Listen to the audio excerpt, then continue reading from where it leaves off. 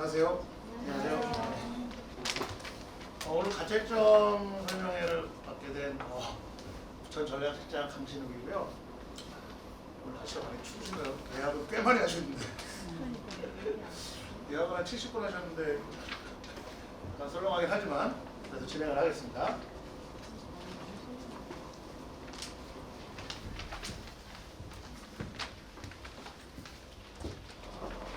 어떻게 좀 이번 수능 보고 나서 아이들이 잘 봤다고 하던가 아니면 어려웠다고 하던가요? 그러니까 저도 첫날 국어 시작하면서 평가원에서 나와서 발표를 했잖아요. 평이하다고. 그 다음에 뭐 작년하고 나오는 평가들도 비슷했다. 일단 국어 끝나고 나서. 근데 정말 실제로 그랬나요?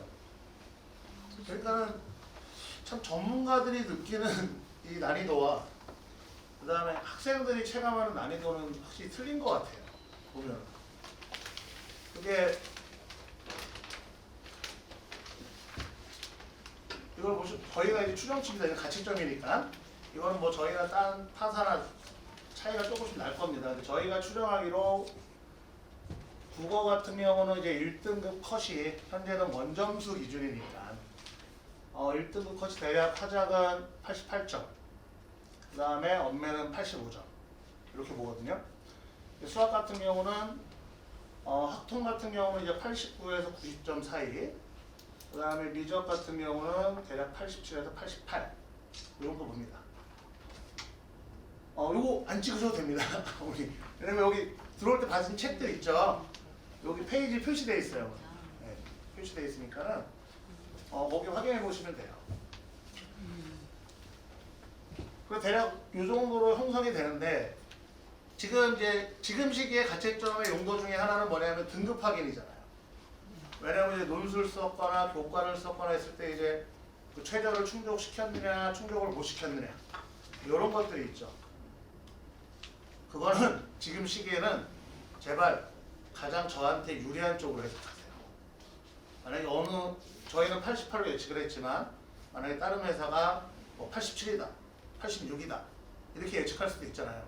근데 그거는 나중에 성적표가 나와야지 확인할 수 있는 거니까 지금은 최대한 유리한 쪽으로 계산을 생각을 해가지고 일단 응시는 해야 됩니다. 지금 만약에 최종 못 맞췄어, 아예 안 할래 했다가 나중에 등급 컷이 내려가 버리면 또 문제가 생기잖아요. 그런 정도로 감안을 하셔야 되고요. 제가 앞에 2개년도에 등급 컷을 갖고 와봤는데 그럼 국어에서 언매 같은 경우 83, 84 했는데 25년도는 91, 92 그 다음에 26에는 85로 내려갔으니까 작년에 비해서는 꽤 어려웠던 거죠. 국어는 아이들이 이제 실제로 결과를 만들어냈을 때 수학 같은 경우는 저희가 미적 같은 경우 87, 88로 보고 있는데 작년에 88, 재작년에는 83, 85. 그러면 24년도는 꽤 어려웠지만 작년하고는 비슷하다. 그러니까 아이들이 1교시의 국어 시간에 굉장히 어렵게 느꼈을 텐데 저희가 접한 언론 보도는 작년과 비슷했다 이런 거였죠. 결국은 이런 차이가 있고요.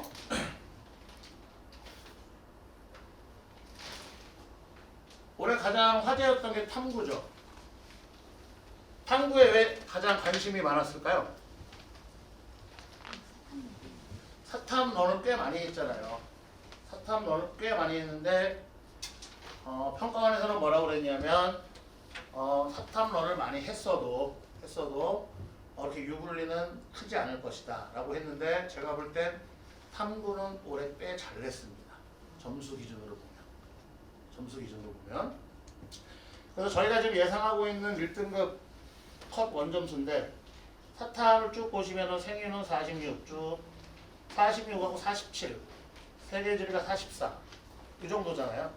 근데 25년도 한번 봐보세요. 25년도에 생유하고 윤사가 보시면 컷이 몇 점으로 나오죠? 41, 45. 근데 나머지 과목들은 꽤 높게 나오죠.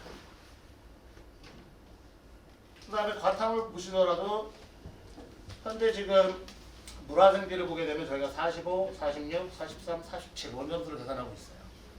1등급 컷을. 근데 그 전년도만 봐도 물리하고 화학은 점수를 보시면 아시겠지만 화학은 50점, 물리는 48점이었죠. 이렇게 이제 고르게 등급 컷을 만들어냈다라고 보시면 됩니다. 특히나 지금 등급 계산을 하실 때 1, 2점 차이 정도는 1점 차이 정도는 내가 1점 때문에 1등급을 못 맞췄네 아니면 2등급을 못 맞췄네 그러시면 아, 맞출 수도 있다라는 생각을 가지고 최저 충족 여부를 확인해 보시라는 얘기예요. 가채점 분석을 하는 용도가 뭘까요? 이유가 뭘까요? 지금 여기 와 계신 이유가 저는 둘 중에 하나라고 생각해요. 첫 번째가 뭐냐면 가장 시급한 건 뭐냐면 지금 우리가 응시한 수시 있잖아요. 수시에서 대학별 고사를 응시해야 되냐 말아야 되냐 이게 첫 번째겠죠. 그 다음에 두 번째는 아직 정확한 점수가 나온 건 아니지만 그러면 내가 정시에서 어디를 쓸 수 있을까? 또 두 가지 아닙니까? 여기 와신 이유가. 그래서 가채점 분석은 결국 이거죠. 수시 대학별 고사 응시 여부. 그럼 이 두 가지를 하기 위해서 뭐냐면 지금 해야 될 일은 이거겠죠. 이 가채점 결과를 가지고 정시 지원 가능 군. 그럼 내가 정시에서 어디 갈 수 있지? 이게 왜 중요하냐면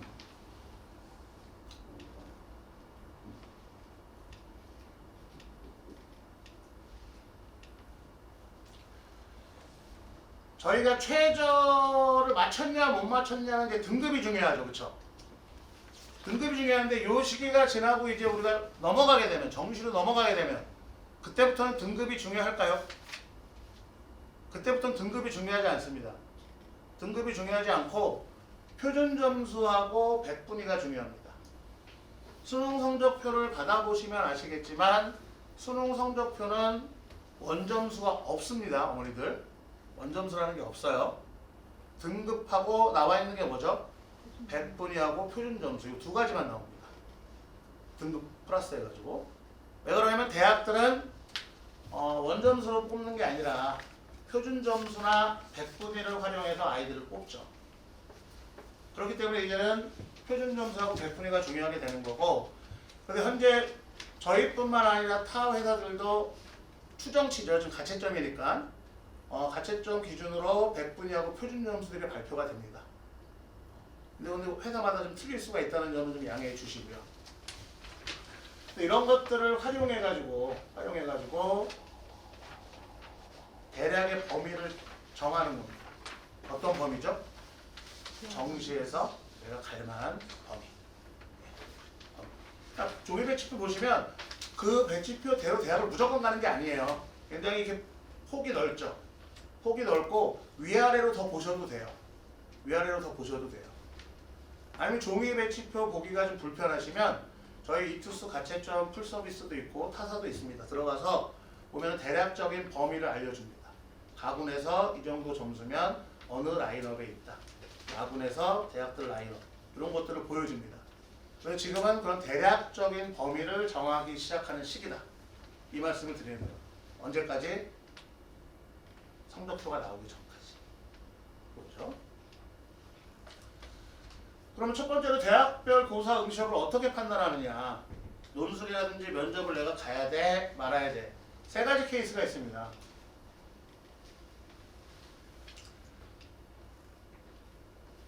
이 세 가지 케이스겠죠. 저희가 가채점 결과를 가지고 정시에서 내가 어느 정도 가겠다. 가군에서는, 나군에서는, 가군에서는 이런 것들을 설정을 해놓으시면 제가 논술을 만약에 예를 들어서 논술을 뭐 고려대부터 숭실대까지 쭉 써놨어요. 학교를 쭉 나눠가지고 그랬을 때 내가 가채점 결과를 가지고 내가 경희대 정도는 가겠다 라고 나와요. 판정이 경희대 정도는 가겠다라고 나와요. 그러면 고려대학교 최저는 못 맞췄지만 만약에 그 아래 성대도 내가 지원했는데 여기 최저는 맞췄어요. 그럼 성대는 가야 될까요? 말아야 될까요? 가야죠. 그러면 숭실대는 가야 될까요? 말아야 될까요? 안 가야 되죠. 근데 가장 애매한 게 뭐냐면 이거 맞습니다. 숭실대는 안 가야 돼요. 근데 성대나 뭐 서강대를 썼다. 가서 봐야죠. 근데 가장 애매한 게 이거잖아요. 경희대 갈 성적이 나왔는데 내가 경희대도 논술을 썼어요. 그럼 어떻게 해야 될까요? 자, 가야 된다 한번 손 들어보실까요? 안 가도 된다 한번 손 들어보실까요? 아무도 없으시죠? 어려운 질문 아닌데요? 저는 가라고 합니다. 왜냐면 지원할 수 있다는 거지 이게 지원해서 붙는다는 게 아니잖아요. 그렇죠? 제가 웃긴 예로 말씀드리면 예전에 이런 아이가 있어요. 매년 있는데 2년 전에는 어떤 여학생 하나가 가채점을 했는데 고려대학교 뭐 중간 정도 되는 과 갈 성적이 나왔어요. 근데 여기 오신 분들이 알아야 될 게 뭐냐면 가채점은 좀 후하게 줍니다. 가채점에서 너 만약에 연고대 갈 수 있어 했던 애가 실제점으로 넘어가면 그리고 이제 수능 정말 원서 접수가 다가오면 서성한 라인으로 떨어지는 경우들이 많아요. 아니면 연고대라도 아주 낮으니까. 그 학생이 그랬어요. 그 학생이 학업 우수형을 써가지고 고려대 영어 영문학과를 썼는데 고대 정도 점수가 나온 거예요. 가채점 결과가 판정이. 그러니까 그 아이 마음속에 뭐가 생기겠어요?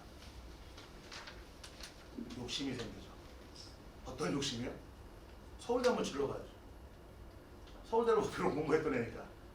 그래서 저는 웬만하면 가라, 면접을 가라. 그때는 면접이 있었거든요. 학업 수영이 수능 이후에 안 가버리니까. 결국 나중에 예상대로 가보니까 고려대 어문계열 제일 낮은 과 서서문 정도? 그 정도로 떨어진 거예요. 그래서 눈치 작전까지 해가지고 가긴 갔어요. 근데 영문과도 좀 떨어지긴 했죠. 큰 차는 아니지만. 왜냐면 저희 반에 또 다른 아이가 거길 쓰려고 했는데 걔가 거길 안 쓰고 자기는 어문계열 가니 성대 글경을 가겠다. 그래서 걔가 빠져가지고 제가 전화해가지고 야 빠졌어요 빨리 써 해가지고 붙긴 했는데 이제 만약에 내가 정지에서 이 정도 적정이 나왔다 하면은 웬만하면 가서 봐야 됩니다. 정지에서 보장이 있는 게 아니잖아요. 일단 기준이 있어야 돼요. 내가 응시한다고 무조건 합격하는 건 아니잖아요. 그러면 그 아이는 가서 응시를 해야 됩니다. 근데 합격하건 말건 나 여기 꼭 위로 한번 질러보고 싶어 라고 하면 써도 됩니다. 응시 안 해도 됩니다. 대신 뭘 감수해야 될까요? 아니죠. 한번 더 오라고 말씀드리는 게 아니라 더 낮은 과를 갈 수 있다는 걸 감안해야죠. 그러니까 이 정시 원서의 원리랄까? 이건 간단합니다. 기울기입니다. 기울기. 내가 요만큼 높였으면 낮게 쓰는 것도 요만큼 낮췄으면 됩니다. 근데 내가 이만큼 높였으면 마지막 한 장은 이만큼 낮췄어야 되는 거예요. 그 원칙은 갖고 가셔야 돼요. 그래야 세 개 중에 하나는 붙잖아요. 저희가. 끝낼 수 있죠. 그러니까 만약에 이 케이스가 아니라면 이 케이스가 아니라면 나머지 케이스는 가서 보는 게 맞다라는 말씀을 드리는 거예요. 손해보는 게 아니니까. 대신 이거는 내가 가채점을 정말 제대로 했을 경우입니다. 근데 대부분의 아이들이 대부분이 아니라 어떤 일부 케이스들은 가채점을 잘못 해오는 경우들이 있어요. 그러면 이제 자기가 정시에 갈 수 있는 대학이 이상해지는 거죠. 나중에 이제 성적표가 나오면 이상해지고. 그건 이제 어쩔 수 없는 부분이라서 이렇게 정시 지원 가능문을 좀 해보는 게 중요합니다. 왜냐하면 정시는 마지막이잖아요. 정시가 안 되면 어떻게 돼요? 그냥 떨어지죠. 다시 해야 되니까. 그렇기 때문에 미리 좀 해놓는 게 좋다. 그러면 지금부터 이제 정시까지 어떻게 준비해야 되느냐? 요 두 날짜를 아시는 분. 12월 5일이 어떤 날이죠? 그렇죠. 성적표 나온 거. 24일은요? 설마 크리스마스 이브 당연한 거죠? 그렇죠. 수시 등록 마감일입니다. 수시 등록 마감. 그러니까 23일 날 다 끝납니다. 발표는. 23일 다 끝나고 24일까지 등록 마감일입니다. 최종 등록이 마감됩니다. 그래서 성적표가 나오기 전까지는 아직 가채점 결과를 가지고 있을 수밖에 없으니까 지금은 이제 가채점 기간이고요. 성적표가 나왔다는 얘기 이제 실제 자기 점수를 받았으니까 이때부터 이제 실채점 기간이라고 보시면 되겠죠. 그리고 정시 원서 접수가 다행히 올해는 올해 끝납니다. 이게 매년 1월 달로 넘어갔기 때문에 저희도 매년 1월 달에 다 나와 있었는데 올해는 29, 30, 31일 월화수로 정시 원서 접수가 시작됩니다. 중간에 공백이 있죠. 이 기간이 중요합니다. 이 기간이 확정 인원 공지라고. 이게 무슨 얘기냐면 수시에서 뽑기를 해놨어요. 뽑기를 해놨는데 다 뽑을 수 있을까요? 이게 재밌습니다. 다 못 뽑습니다. 왜냐면 마지막에 이제 전화 추합을 돌리잖아요. 전화 추합을 돌리면 아이가 6개를 써놨는데 마지막 날 거의 마감 시간에 임박해서 전화를 받아가지고 등록하실래요? 라고 했는데 자기가 지금 합격한 것보다 더 좋은 대학이에요. 그러면 네, 그래서 등록하겠습니다. 그리고 취소해버리죠. 그럼 여기서 펑크난 아이를 뽑을 시간이 없어요. 뽑을 시간이. 그렇기 때문에 수시에서는 매년 펑크가 좀 일어납니다. 그럼 그 인원들을 어떻게 하냐면은 정시로 넘겨버립니다. 그러니까 이게 왜 중요하냐면은 나중에 꼭 확인해 보셔야 되는데 정시 원서 접수 전에 요 기간쯤에 다들 뭐 하실 것 같아요? 다들 모의 지원해 보시잖아요. 이 대학 무슨 과, 저 대학 무슨 과 막 해보잖아요. 그리고 여기 정원이 10명인데 10명에 지금 100명이 지원했네. 아, 근데 10대 있네 막 이러고 있잖아요. 근데 어느 순간 요 순간이 지나면 그 10명이라는 숫자가 갑자기 15명, 12명 이런 식으로 바뀝니다. 그러니까 요거를 미리 요때 내가 쓸 학교들 정리를 안 해두시면 그냥 훅 넘어가 버려요. 그래서 갑자기 인원이 쑥 바뀌어버리잖아요. 그럼 원래 10명이었는데 원래 15명이었나? 이럴 수도 있어요. 그래서 요때 지나고 나서 요 확정되는 인원을 꼭 보셔야 됩니다. 원래 하루 정도였는데 이때가 지금 기간이 꽤 길게 주고 있는 건데 이게 왜냐하면 아마 그 다음날이 금요일이고 주말이라서 토일이라서 그리고 이제 월, 화, 수 정시 원서 접수가 시작이 되니까요.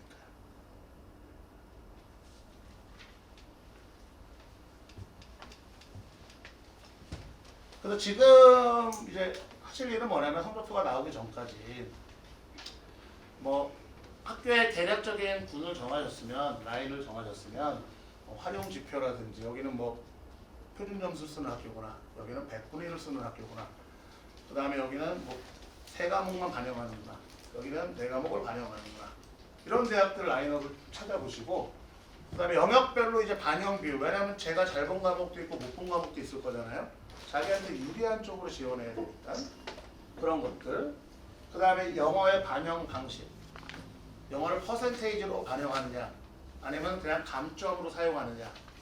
근데 퍼센테이지로 반영을 하더라도 실질적으로 이게 높으냐 낮으냐 이 정도는 찾아보셔야 됩니다. 그 다음에 요즘 학생부를 반영하니까 학생부를 반영하느냐 그 다음에 이게 가분이냐 나분이냐 다분이냐 이런 정도는 좀 준비를 해두시는 게 좋고요. 그 다음 성적표가 나오고 나면 최종 성적 확인이 되겠죠. 이제 본인이 실질적으로 성적이 나온 겁니다. 변환 표준 점수라는 건 뭐냐면 대학마다 이제 특히 탐구에 있어서 탐구를 원점수대로 반영하지 않고 변환을 시킵니다. 그것들은 대학들이 이제 순차적으로 발표를 합니다. 아직 다 나와 있지 않아요. 그거에 따라서 유불리를 확인해 보실 필요가 있고 아이들이 지원하는 흐름이라든지 그 다음에 작년의 경쟁률과 작년의 추합 인원 이런 것들을 확인하실 필요가 있는데 이런 것들은 대학 입학처에 들어가셔도 되고 저희 블로그에도 있고 어디가라는 사이트에 들어가면 대학들이 다 거기에 자료들을 모아놓습니다.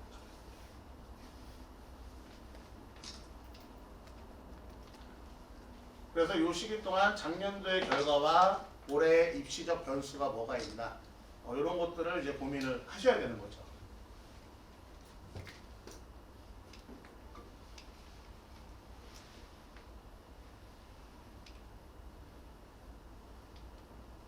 저희 평가서에 들어가시면 이렇게 이제 만약에 어떤 한 과목을 내가 못 봤다, 이거 완전히 망했다 라고 했을 때 그러면 탐구를 한 과목만 반영하는 학교가 어디 있지? 아니면 세 가지 조합으로 하는 학교가 어디 있지? 이런 것들을 다 검색해 보실 수 있습니다.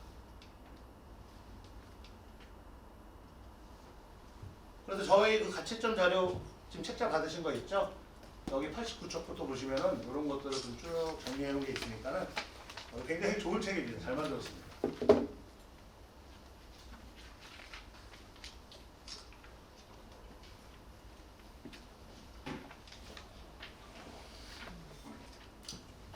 자, 이번에 보여드리는 가채점표는 최고점을 추가한 거예요. 만점자는 그러면 몇 점을 받는가?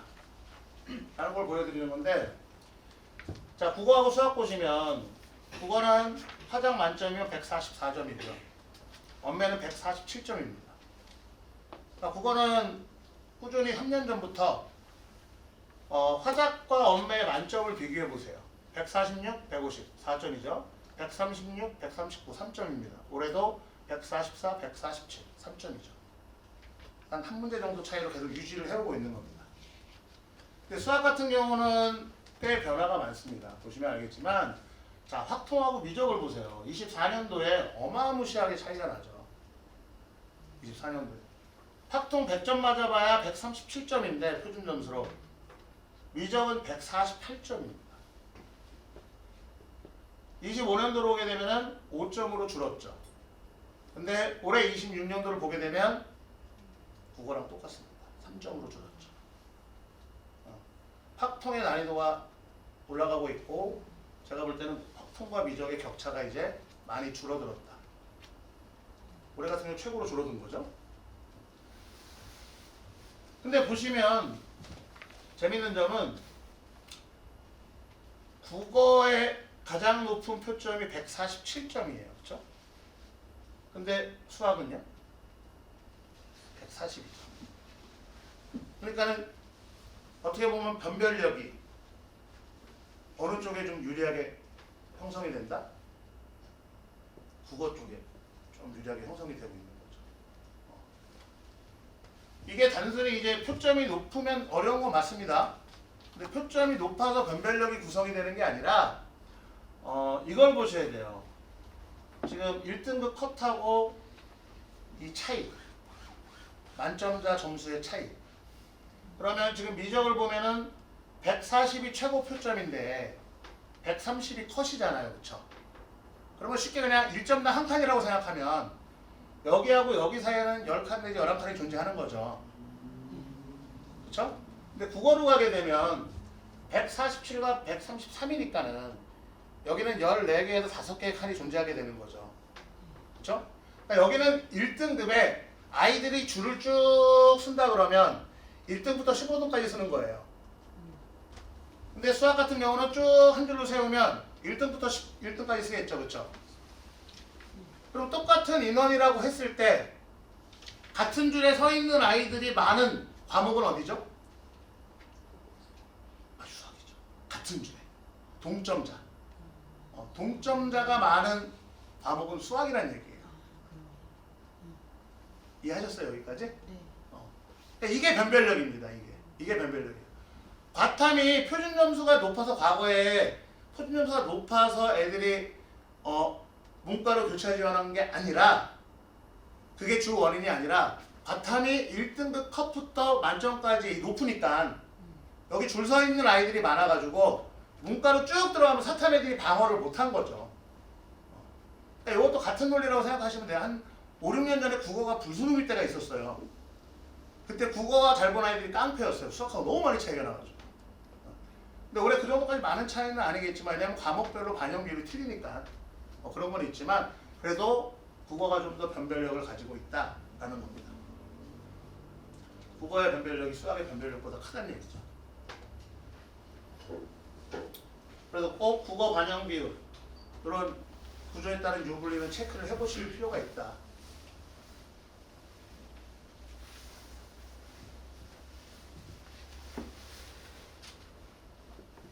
그래서 보시면 이번엔 탐구입니다. 탐구 만점자 표점을 쭉 집어넣어 봤어요. 탐구를 이번에 왜 저는 잘냈다고 생각하냐면 생명은 좀 어려웠어요. 생명분 아이들이 외국인이 많이 왔으니까. 자, 25년도를 봐주세요. 25년도.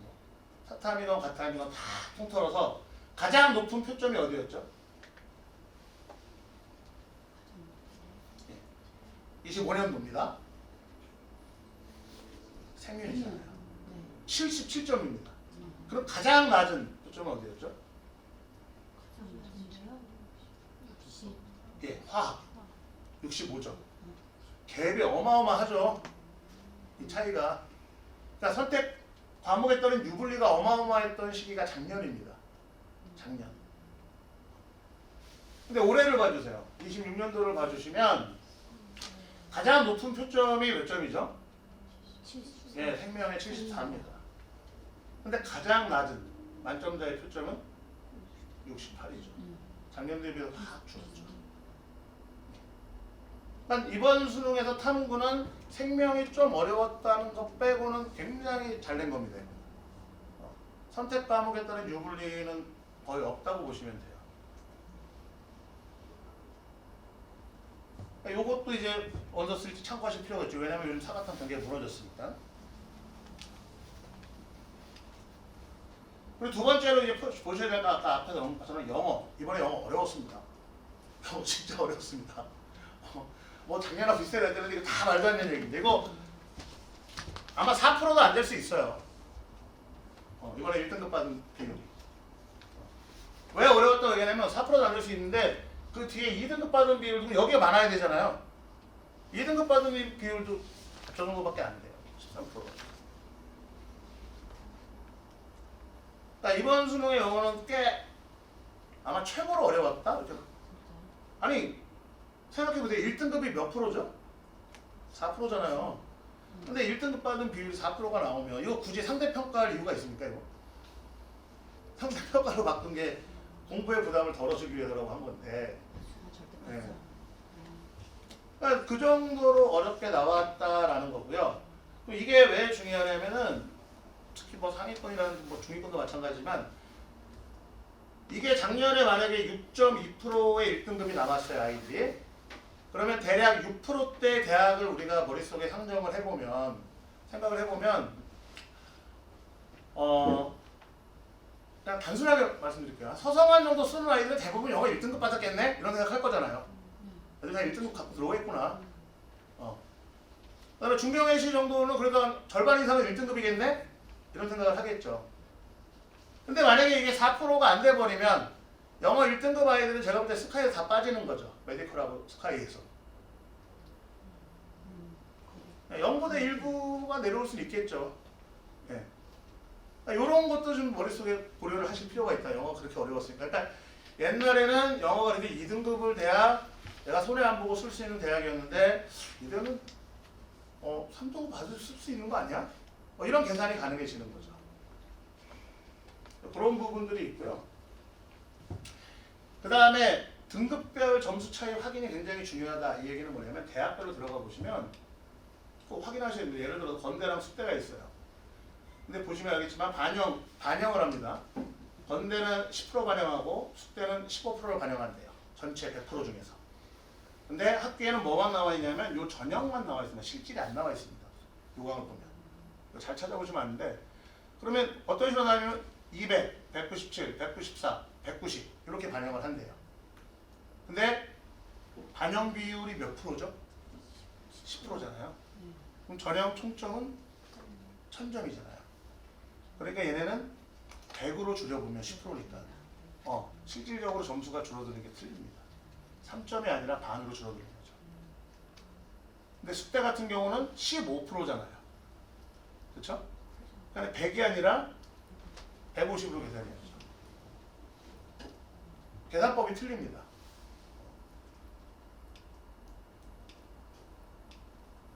이렇게 점수가 나옵니다. 그러니까 건대는 실제 보여지는 것보다는 차이가 적은 거고, 숙대는 실제 보여주는 것보다는 차이가 큰 거죠.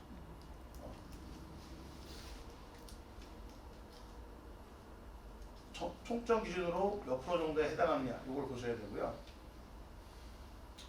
그래서 보시면 알겠지만 이렇게 쭉 이제 학교들이 보게 되면, 예를 들어 고대 같은 경우는 그냥 총점에 반영 없이 감점입니다. 그렇죠? 그러니까 이 점수를 빼면 돼요. 빼면 돼요. 그럼 연고대 쓸 때 어머니들 막 고민, 보통 이런 속설 있잖아요. 연대 쓰려면 영어 1등급 받아야 되고, 고대 쓸 영어 2등급 받으면 내가 연대 쓸 성적이 나와도 고대 쓰는 게 맞고, 이런 속설들이 있잖아요. 그게 이제 얘네는 3점을 감점을 하는데, 연대로 가보게 되면 얘기가 좀 틀려지죠. 연대로 가게 되면. 연대로 가게 되면 95, 87.5, 95, 5점이 떨어지죠. 저희도 5점이 떨어지죠. 근데 인문하고 자연이 반영하는 게 틀립니다. 그래서 실질적으로 떨어지는 개수는 5점보다 커집니다. 어쨌든 인문이건 자연이건. 이제 그래서 그런 소리가 나오는 겁니다.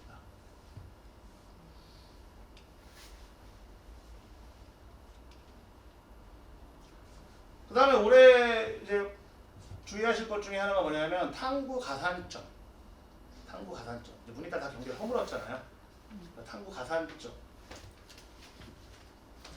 시립대 같은 경우는 요거는 이제 가산하는 퍼센테이지가 변한 케이스고, 홍대 같은 경우는 이렇게 이제 녹색으로 되어 있는, 연두색으로 되어 있는 건 올해 다 신설이 된 겁니다.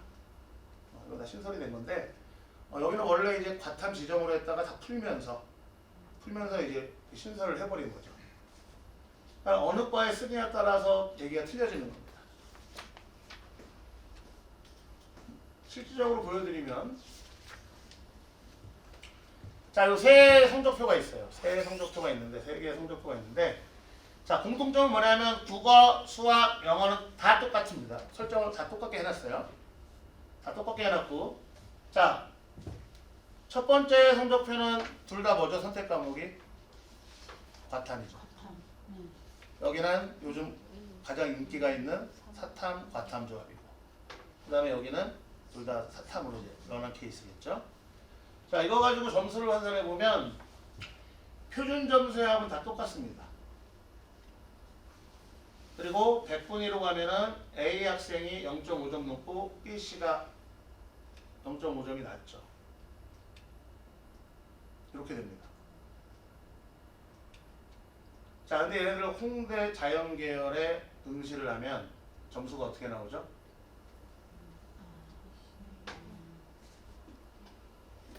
134점, 133점 이렇게 계산이 됩니다. 네, 이렇게 계산이 됩니다. 홍대는 뭐를 보는 학교죠? 표준 점수를 그냥 생으로 반영합니다. 서울대처럼. 거기는 그냥 표준 점수에 그냥 합을 봐요.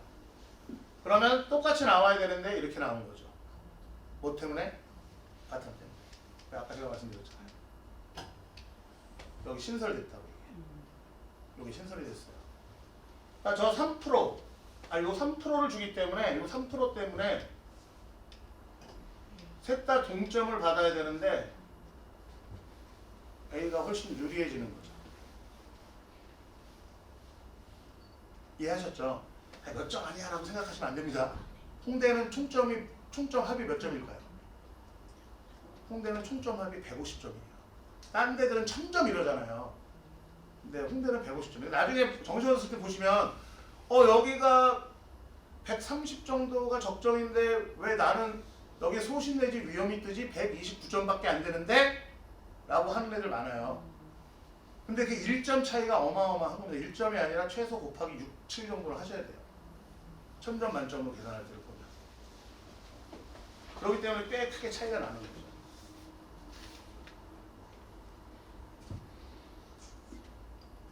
결국 사탐 2개 하나가 가장 많이 손해를 보는 거예요. 이런 케이스에는. 그러니까 지금 가채점 기준으로 그럼 생명에서 3등급 받은 아이는 37점을 받았다고 추정이 되는 거고요. 그리고 사문한 친구는 39점, 생윤한 친구는 40점을 받았다고 추정이 되는 거죠. 이런 점수를 받아냈을 때 저 정도 등급이 나오는 건데, 같은 학점이 나오는 건데, 만약에 이 아이가 이제 사회문화에서 여기서 2점을 더, 한 문제를 더 맞췄다 라고 하면 이제 그때 가서 A를 이기게 되는 거죠. 근소한 차이로. 그 다음에 사탐을 2개 조합한 친구는 생윤을 43, 3점짜리 한 문제 더, 그 다음에 3은 1점 더, 3점짜리 하나 틀렸을 경우에 그때 가면 얘를 이길 수 있는 겁니다. 이게 가산점의 영향력이라는 걸 보여드리는 거예요.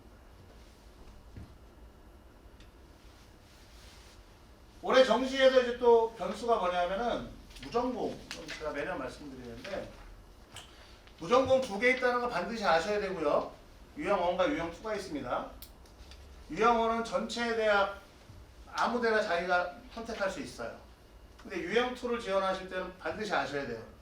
내가 지원 못하는 과가 뭔지, 그 다음에 퍼센테이지 다 받아주는 거 아닙니다. 정해져 있습니다. 가서 내가 여길 원해도 글로 진학을 못할 수가 있어요. 근데 그런 것들을 원서 쓰기 전에 미리 좀 해보셔야 되고, 그 다음에 무전공이라고 해도 마냥 좋은 게 아닌 경우가 있어요. 학교에 대한 위치가 좀 틀릴 수가 있습니다.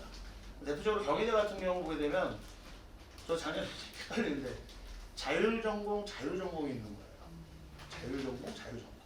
근데 자율전공은 서울, 자유전공은 국제캠에 있습니다. 국제캠에. 그러니까 그 서울에 있는 것만 선택할 수가 있어요. 그 다음에 국제캠에 있는 거는 국제캠에 있는 것만 선택할 수 있고요.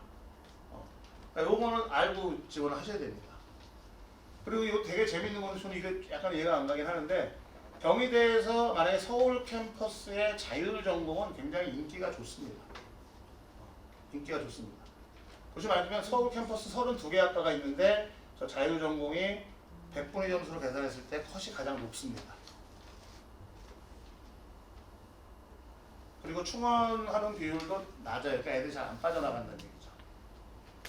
근데 국제캠에 있는 자유전공학부는 거기에 최종 등록자 작년 컷을 비교해 보면은 38개 학과 중에 21등밖에 안 했어요.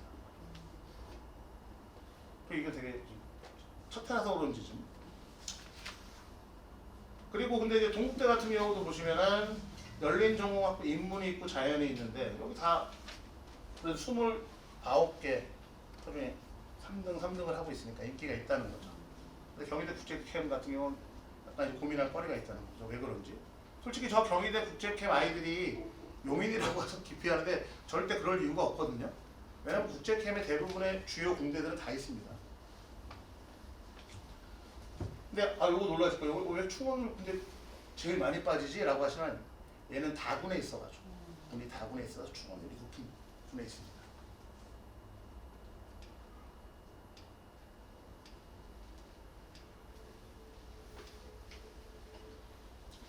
그 다음에 이 무전공 할 때 주의하실 게 뭐냐면 작년 입결을 저희가 올해 맹신할 수 없는 게 앞에 얘기도 있고 자유전공들이 신설이 되고 확장이 되면서 인원을 대학들이 늘릴 수가 있는 게 아니거든요.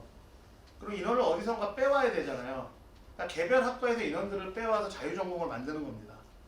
그러니까 예를 들어 연대가 이제 올해 진리자유학부가 새로 생겨가지고 모집을 하는데 보세요. 그럼 개별 학과가 어떻게 되느냐? 경영이 25년도에 152명을 뽑았는데 올해 114명으로 대폭 줄죠.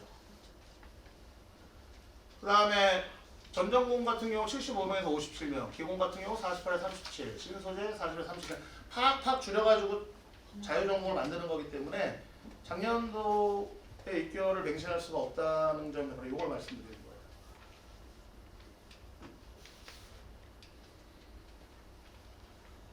거기다가 이제 이런 경우들도 있습니다. 보시면 동국대 같은 경우 작년에는 경영, 회계, 경영 정보를 따로 뽑았어요.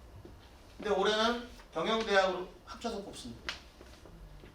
경희대도 경영하고 회계사무를 따로 뽑았어요. 근데 올해 같이 뽑습니다. 각 과마다 작년에 입결이 똑같다면 문제가 될 건 없는데 여기 보시면 알겠지만 틀리잖아요. 그렇죠? 경영은 좀 낮았고 병영 정보가 제일 높았고 100분의 1로 봤을 때 그럼 어디다 기준을 두고 원서를 써야 될까? 이런 부분들이 이제 고민거리가 되는 거죠. 이런 것들이 좀 고민거리가 돼서 또 그 책에 보시면 저희가 있습니다. 48페이지에 정시에서 변화되는 것들을 또 정리해 놨어요. 그런 것들을 한번 확인해 보시고 만약에 해당되는 대학이 있으면 들어가서 좀 더 깊이 있게 그런 것들도 확인해 보실 필요가 있다. 그럼 이렇게 정리가 되어 있습니다. 반영 비율이 변했으면 어떤 식으로 변했다라든지 그런 것들.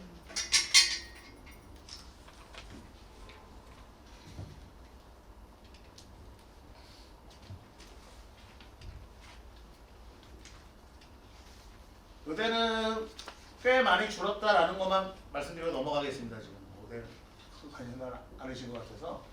근데 그건 아셔야 돼요. 이게 다시 폐기했기 때문에 오히려 지역 인재가 아니라 저희가 갈 수 있는 전형 자체는 더 줄었습니다. 24년도보다.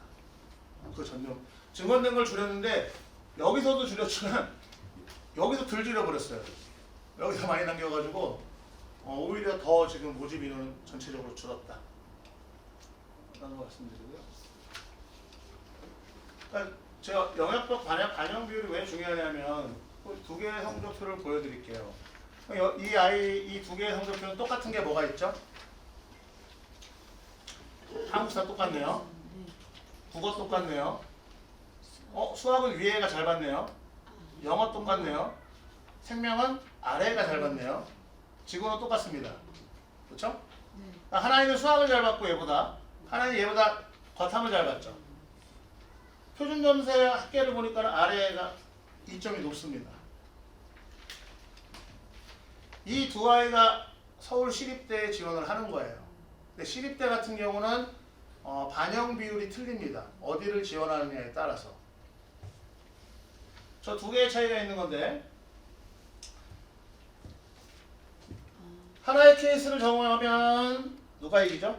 학생 A가 이기죠. 수학 잘 보는 아이가. 아래 케이스를 적용하면 B가 이깁니다. 이렇게 판정이 나겠죠. 왜 그러냐면 이렇게 뽑기 때문에 반영 비율. 같은 서울 시립대인데 자연계열 1 지원하면 수학 반영 비율이 40%입니다. 근데 자연계열 2하고 3을 지원하면 탐구가 높아지죠. 5%가.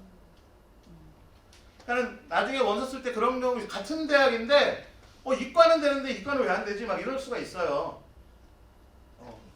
그게 잘못된 게 아니라 이 과별로 이제 계열별로 반영 비율이 틀리니까 이런 게 있다. 라는 거고요. 마지막으로 제가 이제 드리는 군 배치가 이제 굉장히 중요합니다. 나중에 정수 쓰실 때. 수시는 군이라는 게 없잖아요. 그렇죠? 군이라는 게 없으니까는 6장을 막 이렇게 쓰시잖아요. 근데 정시로 가면 몇 장으로 줄어들죠? 원서가 3장입니다. 근데 가군, 나군, 다군별로 하나입니다. 하나입니다. 군별로 하나밖에 쓸 수가 없어요. 이 얘기를 왜 드리냐면 이게 되게 웃기고도 재밌는 건데 지금 심각하니까 제가 웃을 수는 없고요. 자, 인문으로 보세요. 인문을. 그럼 저희가 피라미드로 학교를 만약에 나눠본다고 그러면 최고 정점에 있는 대학교는 어디죠? 서울대입니다. 인문에서. 서울대죠. 그럼 서울대가 어느 군에 있죠? 나군에 딱 하고 버티고 있습니다.